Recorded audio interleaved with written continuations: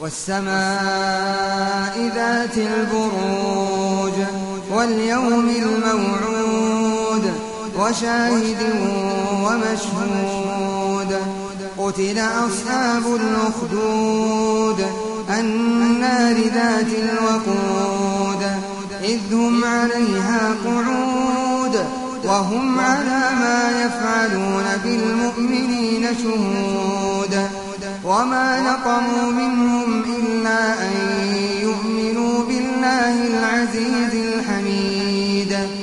الذي له ملك السماوات والأرض والله على كل شيء شهيد إن الذين فتنوا المؤمنين والمؤمنات ثم لم يتوبوا فلهم عذاب جهنم ولهم عذاب الحريق إن الذين آمنوا وعملوا الصالحات لهم جنات تجري من تحتها الأنهار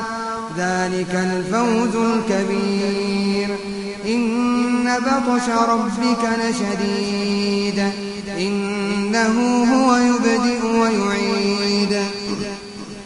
وهو الغفور الودود ذو العرش المجيد فعال لما يريد هل أتاك حديث الجنود فرعون وثمود بل الذين كفروا في تكذيب والله من ورائهم محيط بل هو قرآن مجيد